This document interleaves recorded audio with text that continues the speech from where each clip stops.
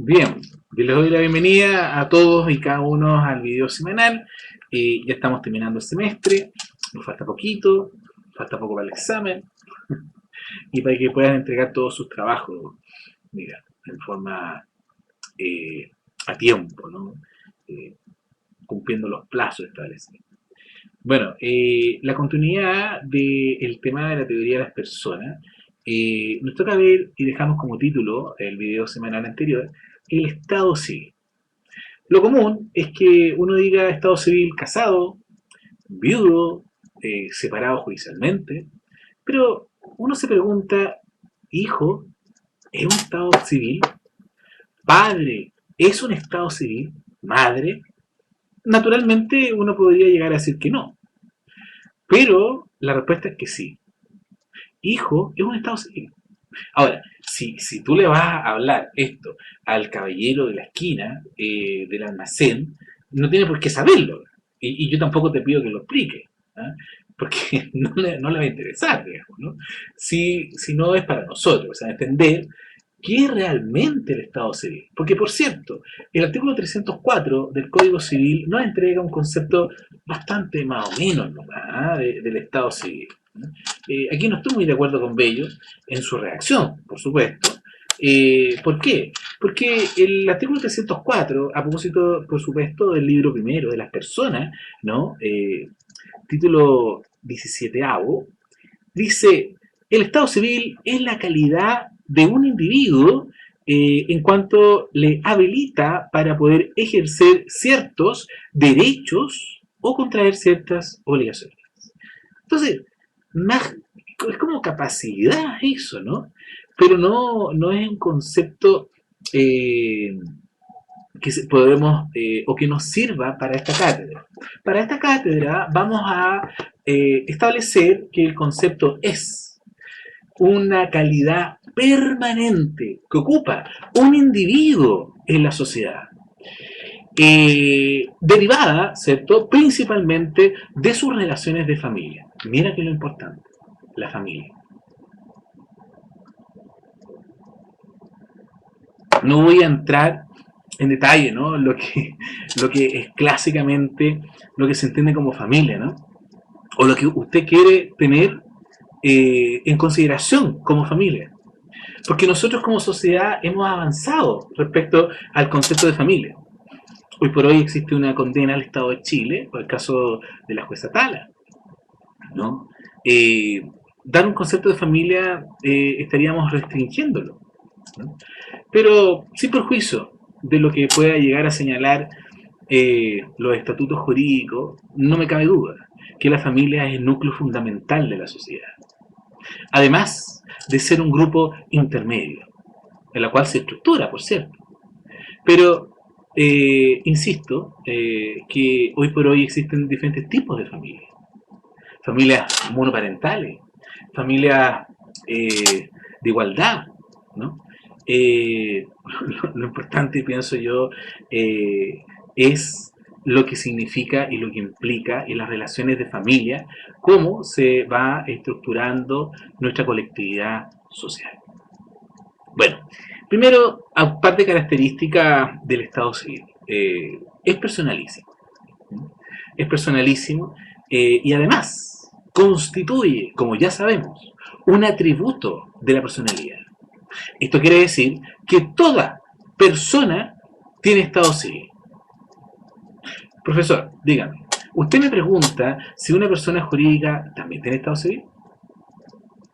Porque es persona. Y hay personas naturales y personas jurídicas. Porque una empresa, una personalidad jurídica, tiene nombre, tiene domicilio, tiene nacionalidad, tiene patrimonio, tiene domicilio. Todo lo que hemos señalado son los atributos de la personalidad. ¿Pero tiene Estado civil? Bueno, la respuesta es que no. La respuesta es que no. Las personas jurídicas no tienen Estado civil.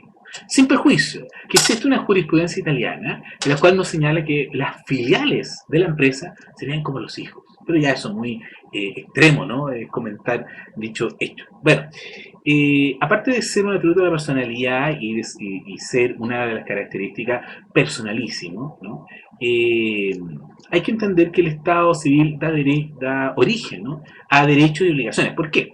Porque delante te comentaba sobre si el hijo, hija, padre, madre eran estados civiles y la respuesta era que sí. Pero es sí, puesto que los abuelos, por ejemplo, a ver, los abuelos tienen derecho a ver a sus nietos. Incluso aún es más, los abuelos pueden demandar para tener una relación directa regular con su nieto. Entonces, entendido eso, quiere decir que son titulares de derecho y que y es una calidad permanente. Como nos damos cuenta, uno puede tener diferentes estados civiles. Bien, otra cosa importante dentro de esta materia es que es otra característica es que es imprescriptible el estado civil. El estado civil de una persona, por supuesto que puede variar o puede permanecer, digamos, ¿no? Mientras no le afecte un acto constitutivo de estado civil, por ejemplo, este contrato solemne que dice el Código Civil, ¿no? En el artículo 102, ¿ya? El matrimonio, me refiero. El matrimonio que también, a mi parecer, no es un contrato, digamos, ¿no? Sin perjuicio de que, vamos a arreglar un poquito la camarita acá, eso. Sin perjuicio de que el código lo trata como contrato, a mi parecer no es un contrato, una institución del derecho a familia, ¿cierto? El matrimonio es una comunidad de vida, ¿ok? Eh, el matrimonio también constituye un pilar fundamental de la familia. Claramente no es el único, ¿no? El matrimonio es el pilar principal y al señalar nuestra legislación, en particular la ley de matrimonio civil en Chile, que es un pilar principal, quiere decir que no es el único, por cierto. Profesor, ¿y cuáles son los otros pilares de la familia? Bueno, la adopción, la ley de adopción, también el tema de la filiación, ¿no? El tema de la filiación. Profesor, ¿y por qué? Porque si, por ejemplo, si tú eres soltera o soltero, puedes adoptar, por supuesto, y se adopta, ¿qué se constituye? Una familia, ¿no?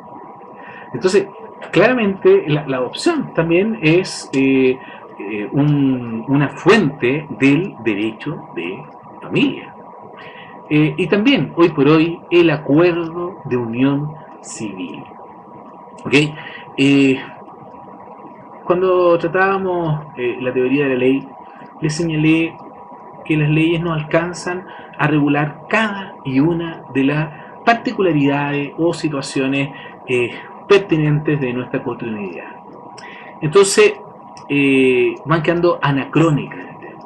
Y por lo tanto, se hace necesario, ¿cierto? Se hace necesario la creación de estas nuevas figuras legales que puedan regular dichas situaciones, logrando así un tipo de igualdad ante la ley, digamos, ¿no? Y respetando los derechos de todas las personas. Bueno, siguiendo con esto, hay que tener presente que el Estado civil es uno y que es indivisible.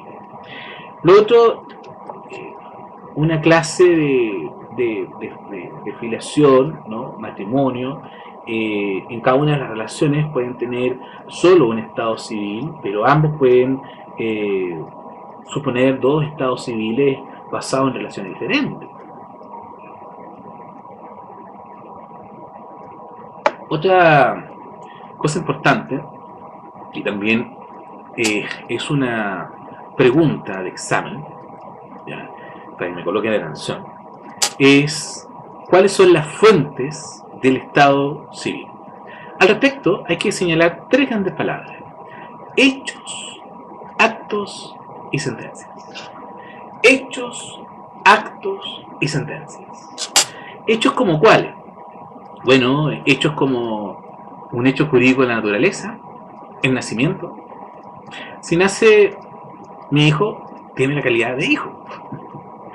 y por su parte yo tengo la calidad de padre, o madre en su caso. Entonces, el nacimiento es un hecho jurídico que hace nacer, que es una fuente de un estado civil para un lado o para el otro, ¿no? También, por supuesto, el transcurso de la edad. La edad también es un estado civil, es una fuente del estado civil, perdón. Y además, la muerte. La muerte también provoca o fuente del estado civil, ¿no? Viudo, por ejemplo. Bueno, hechos, actos. ¿Qué actos? Evidentemente, actos jurídicos. ¿Ah? No cualquier tipo de hecho, actos jurídicos.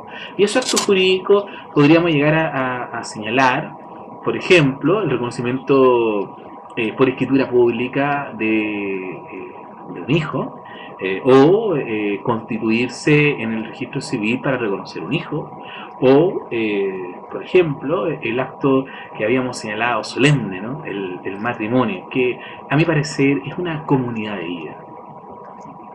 Ahora, aparte de los hechos o actos jurídicos, tenemos la sentencia.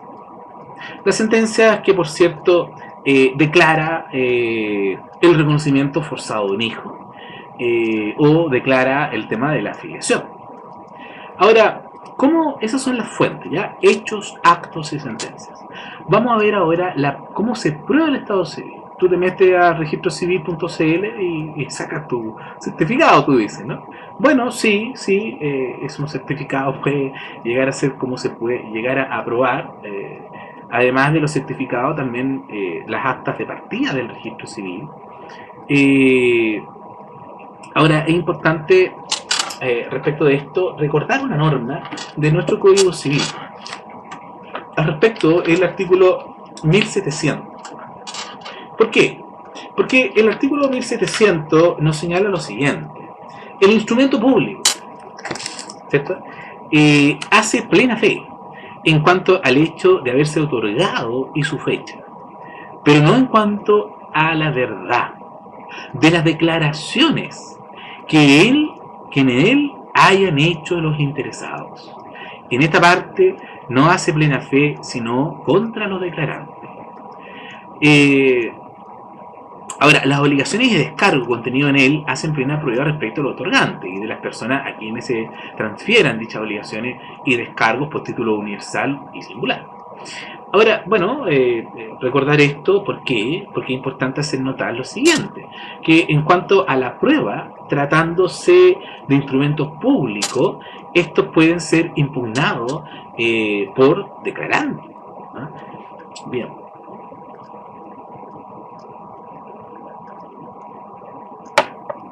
Ahí toma mucha relevancia el tema de la prueba testimonial, en donde establece nuestro Código Civil una cuestión bastante importante respecto del tema de la afiliación, las actas de partida, y en cuanto al Estado Civil, ¿no? Dice el artículo 308. Los antedichos documentos atestiguan la declaración hecha por los contrayentes de matrimonio, por los padres, padrinos u otras personas en los respectivos casos, pero no garantizan la veracidad de la declaración en ninguna de sus partes. O sea, es concordante a lo que nos dice el artículo 1700 respecto al instrumento público, que por cierto ustedes ya saben, porque estudiaron juicio ordinario, ustedes van a saber que el instrumento público es un medio probatorio en Chile. Bueno, podrán pues impugnarse haciendo constar que fue falsa la declaración en el punto de que se trata.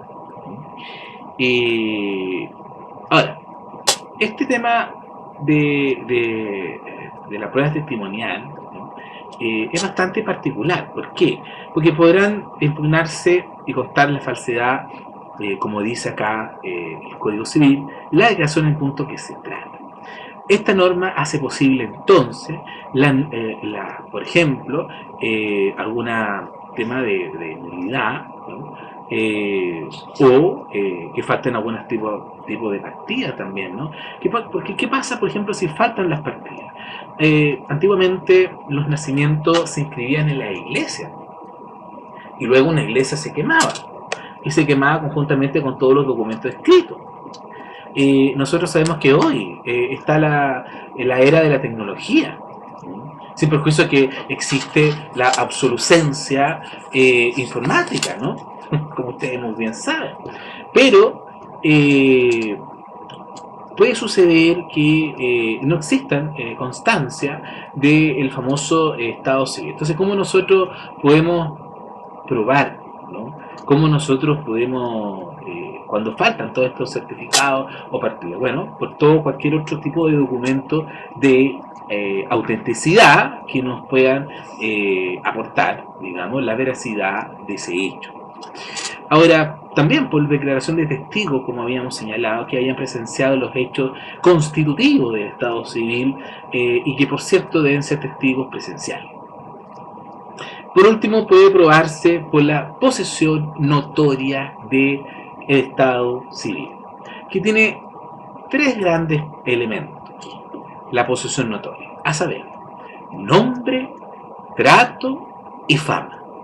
Esos son los tres grandes elementos, ¿no? Y además, es importante acá que la posesión notoria del Estado civil deberá probarse a lo menos haber durado por lo menos 10 años continuos, y se probará por un conjunto de testimonios fidedignos de los cuales establecen el modo irrefutable o particularmente en el caso de no explicarse y probarse satisfactoriamente la falta de la respectiva partida o la pérdida o extravío del libro o registro en que deberán encontrarse.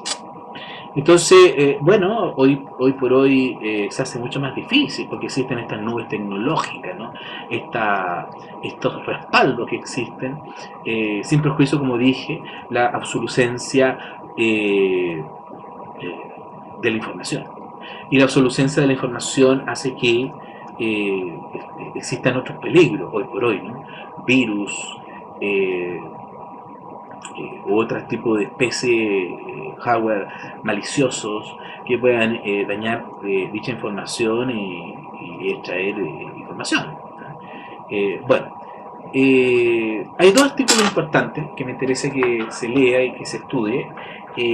Al respecto son el artículo 310, que nos habla precisamente de lo que nosotros estamos conversando en este momento, que es la posesión notoria del estado de matrimonio. Consiste principalmente en haberse tratado a los supuestos cónyuges como marido, nombre, haberse tratado, nombre, elemento, primer elemento, en sus relaciones domésticas sociales, nombre, trato, ¿cierto? Trato, y en haber sido la mujer recibida en ese carácter por los deudos y amigos de su marido, fama, y por el vecindario de su domicilio en general, fama, ¿te acuerdas? Nombre, trato y fama.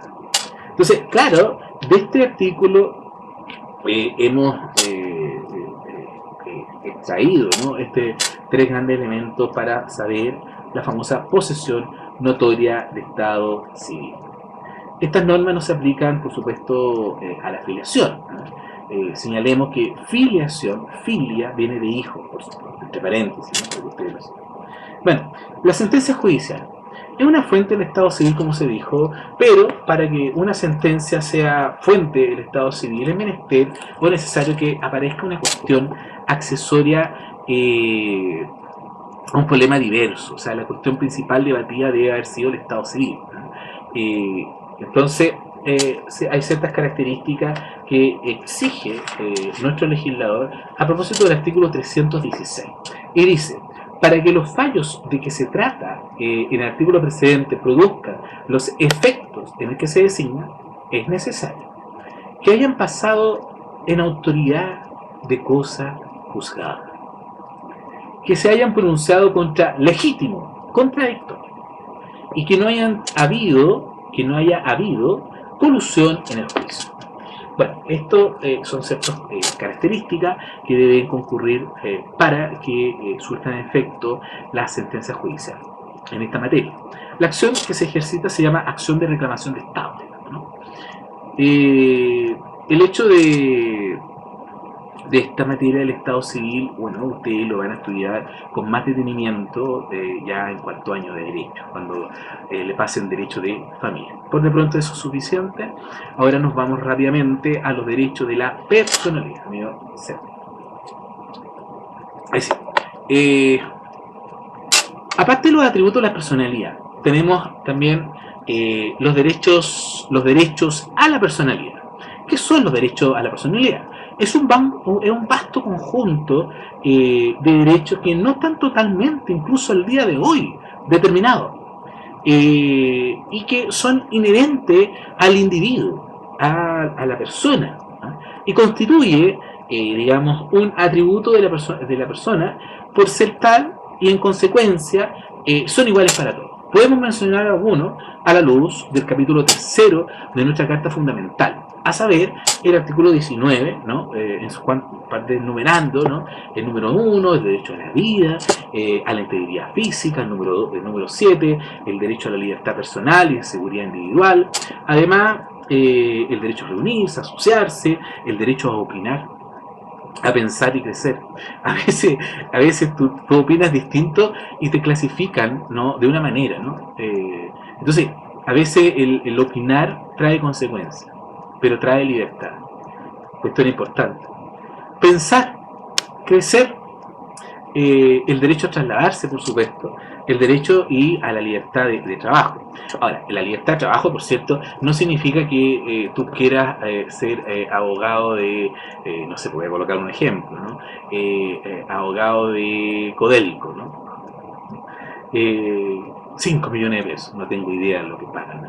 5 millones de pesos. Entonces, bueno, no, yo quiero elegir ese trabajo. ¿No? Quiere decir otra cosa.